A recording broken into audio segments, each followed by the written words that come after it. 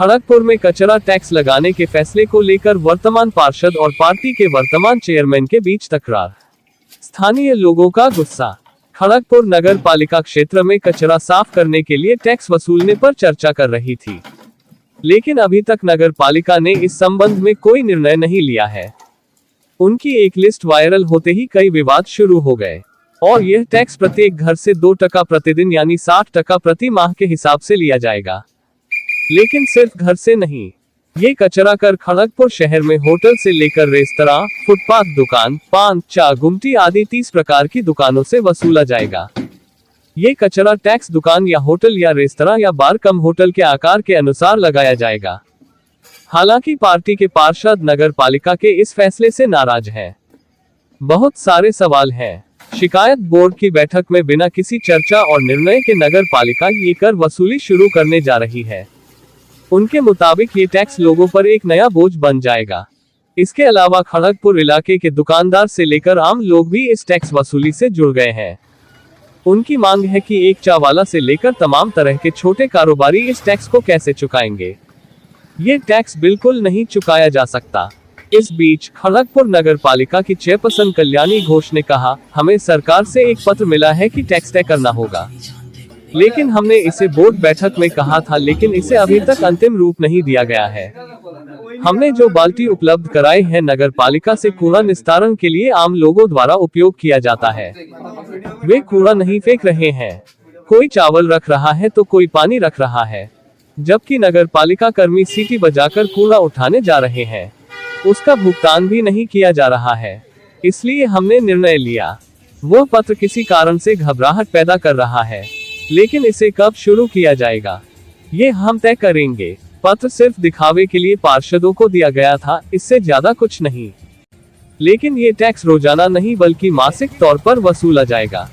बाद में हम तय करेंगे कि इसे लेना है या नहीं। यह ममता बनर्जी से परे नहीं है। बोर्ड बैठक में यह विषय इसलिए उठाया गया क्योंकि गाइडलाइंस है। पार्टी के लोगों से बातचीत हुई, वहीं पार्टी के लोगों में भी मतभेद है। घर में भाइयों के बीच कोई समानता नहीं है, लेकिन समूह में होगी। उधर खड़गपुर के वर्तमान पार्षद व पूर्व चेयरमैन प्रदीप सरकार ने नाराजगी जताते हुए कहा कि हम पार्षद इस फैसले को व्यक्तिगत रूप से स्वीकार नहीं कर सकते, जबकि मुख्यमंत्री ममता बनर्जी ने साफ कर दिया है कि कूड़े से कोई टैक्स नहीं लिया जा सकता। हमारा मानना है कि इस तरह मकान दुकान टैक्स वसूलने की कोई जरूरत नहीं है। एक चाय की दुकान करने वाला इतना गरीब है कि वह 50% कहां से देगा। हम इस टैक्स को लेने के फैसले को स्वीकार नहीं कर रहे हैं। हम आने वाले दिनों में बोर्ड को इसके बारे में भी सूचित करेंगे।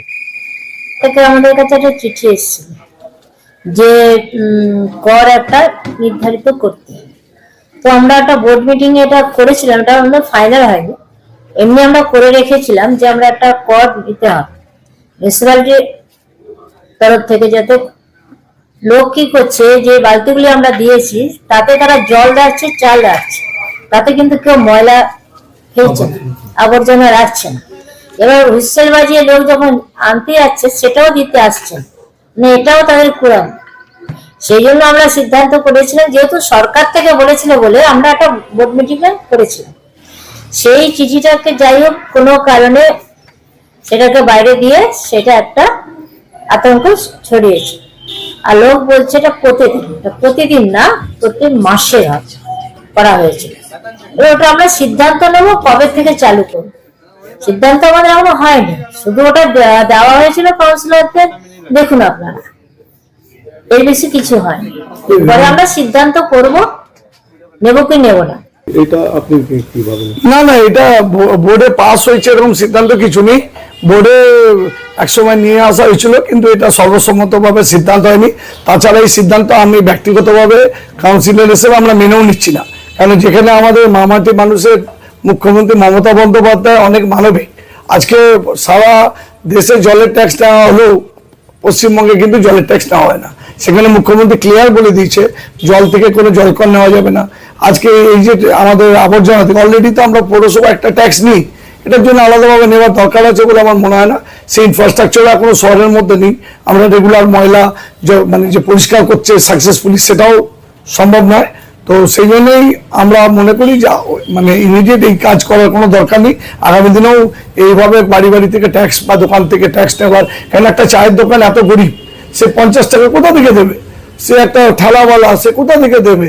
বড় দোকান হলো, বড় কোনো মল হলো আলাদা ব্যাপার, কিন্তু গরিব মানুষের থেকে এই ট্যাক্স নেওয়ার তীব্র আমরা মেনে নিচ্ছি না। সেটা আমরা বোর্ডে আগামী দিনে জানিয়েও দেবো। আর আমাদের সরকার মমতা বন্দ্যোপাধ্যায় কোনোদিন এটা মেনে নেবে বলে আমি বিশ্বাস করি না। আর আমরা মমতা বন্দ্যোপাধ্যায় সৈনিক হিসেবে আমরাও কোনোদিন এটা খড়গপুর পৌরসভা যেই কনজারভেন্সি ট্যাক্স চালু করুক, এটা আমরা কোনোদিন চাই না। আমরা এটার বিরোধিতা করছি। তাহলে কি পৌরসভা চেয়ারম্যান নিজের মতন সব করছে? না না, নিজের মতো করছে কিনা জানি না, কিন্তু যেটা আমার মনে হয় যে অনেক কাজ যেগুলো হচ্ছে, যেটা মানুষের পরিপন্থী হচ্ছে, যেটা মুখ্যমন্ত্রী এটা কোনোদিন সাপোর্ট করে না। আজকে ধরুন খড়গপুর শহরে এই যে ট্যাক্সটা যেভাবে মানুষের মধ্যে প্রতিক্রিয়া হচ্ছে, বাজারে যাচ্ছি লোকে ছিছি করছে, গালাগালি করছে আমাদের সরকার নিয়ে, এটা তো দিদি বলে দেয়নি, এটা তো আমাদের সরকার থেকে কোনো সিদ্ধান্ত বলে দেওয়া হয়নি নেওয়ার। আর যদি দিতে হতো তাহলে সারা রাজ্যের মিউনিসিপ্যালিটিগুলো দিতে হতো, খালি খড়গপুর কেন হবে? যদি এরকম কোনো সিদ্ধান্ত আসতো রাজ্য সরকারের, তাহলে তো সারা রাজ্যের আসতো, খালি খড়গপুর কেন? আমার মনে হয় সিদ্ধান্তটা ভুল। আশা করছি চেয়ারম্যান নিশ্চয়ই ভুল সিদ্ধান্ত থেকে পিছিয়ে এসে মানুষের স্বার্থে এরকম ধরনের কর বসাবে না, এটা আমি আশাবাদী। আপনি তো বলছেন দিদি বলেন, দিদির কোনো গাইডলাইন্স নেই, তাহলে কে করছে এসব? আমি জানি না কে নিশ্চয়ই সে চেয়ারম্যান বলতে পারবে কে করছে, তার কাছে কি গাইডলাইন আছে উনি বলতে পারবেন। তবে মানুষের স্বার্থে এটা হওয়া উচিত না, এটা আমি এক বাক্যে বলতে পারি। খড়গপুর পৌরসভায় একটা সিদ্ধান্ত নেওয়া হচ্ছে কি কর আদায় করার, কিন্তু এই সিদ্ধান্ত পরেই খড়গপুর পৌরসভার তৃণমূলের কাউন্সিলর সেই সিদ্ধান্তের বিরোধিতা করছে, কি বলবেন? কারণ কি এটা সাধারণ মানুষের স্বার্থের বিরুদ্ধে। এই খড়গপুর শহর ধীরে ধীরে একটা ভাঙা ধ্বংসস্তূপে পরিণত হয়ে আছে। রাস্তাঘাট সারাই হয় না, জলের ব্যবস্থা নেই, বিদ্যুতের ব্যবস্থা নেই, সাফ সাফাই হয় না, তারপর আবার ট্যাক্স লাগাচ্ছেন। কমসে কম পরিষেবা সেটা তো দিক। আর যে পার্টির হাতে এখানকার পৌরসভা বোর্ড আছে, তারা তো সিদ্ধান্ত নিতে পারে না 1 বছর ধরে যে চেয়ারম্যান কি হবে। মানুষ তাদের ভোট দিয়ে জিতিয়ে দেয়, তারপরে চেয়ারম্যান দিতে পারে না, পরিষেবা দিতে পারে না। আর এই ধরনের জনবিরোধী যদি তারা সিদ্ধান্ত নেয়, সবাই বিরোধিতা করো, আমরাও তার বিরুদ্ধে আছি। 4 তারিখ আমরা বিক্ষোভ দেখাবো।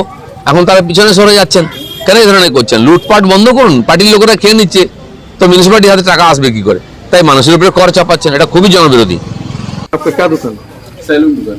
आपको कितना देना पड़ता मालूम है? 100 रुपये चार्जेस बता रहे हैं, लेकिन इतना देने के लिए हम लोग सहमत नहीं है, क्योंकि हम लोग का खुद का रोजगार नहीं, कम इनकम है। कभी तो दिए नहीं इतना टैक्स, कोई बात ही नहीं है ऐसा। फिर भी म्यूनसिपालिटी को इस बार किस तरह से इस पर दरकार पड़ी है कि टैक्स वसूलना पड़ रहा है। आप क्या समझते हो, टैक्स लेना सही है ना गलत? नहीं, टैक्स लेना गलत है। जब हम लोग सब चीज़ का टैक्स, जनरल टैक्स तो भर ही रहे हैं, जीएसटी भी भर रहे हैं, सब चल से पैसा जहाँ भी हम लोग बिलिंग कटा रहे हैं वहाँ तो टैक्स दे ही रहे हैं, तो ये टैक्स देना सही नहीं है। आपका नाम? प्रिंस ठाकुर। আমি নিমপুরা বাজারের একটি দোকানদার এবং নিমপুরা বাজার কমিটির সদস্য। আগামী 1 জানুয়ারি থেকে মিউনিসিপ্যালিটি যে একটা গার্বেজের ট্যাক্সের লিস্ট ঘোষণা করেছে, যেটা মানে খুবই ব্যয়বহুল, এবং আমরা দোকানদার হিসাবে এটা দেওয়া আমাদের পক্ষে খুবই মুশকিলের ব্যাপার। কারণ অলরেডি আমরা কিছু ট্যাক্স পে করে থাকি, যেমন ধরুন ট্রেড লাইসেন্সের ট্যাক্স, তারপরে হচ্ছে হাউস বিল্ডিং ট্যাক্স, জলের ট্যাক্স, তারপরে তো আছেই আপনার ইনকাম ট্যাক্স, হ্যাসারি ট্যাক্স। এছাড়াও আবার নতুন করে মিউনিসিপ্যালিটি গার্বেজের ট্যাক্স একটা অ্যাড করলেন। তো এটা আমরা দোকানদার হিসাবে দেওয়া অনেকটাই বেশি, অনেকটাই চাপের, মানে অনেক টাকা চার্জ করা হয়েছে। তো এটা আমরা দেওয়া আমাদের পক্ষে সম্ভব নয়। আগামী দিনে আমরা এর উপরে আন্দোলন করব এবং নিমপুরা বাজার কমিটি এর উপরে আন্দোলন করবে। তো এই ট্যাক্সটা অনেকটাই বেশি, আমাদের পক্ষে দেওয়া সম্ভব নয়। আমি নিমপুরা একটি দোকানদার, আমি একটি নিমপুরায় আমুলের একটা পার্লার চালাই। আমার নাম প্রদীপ দত্ত।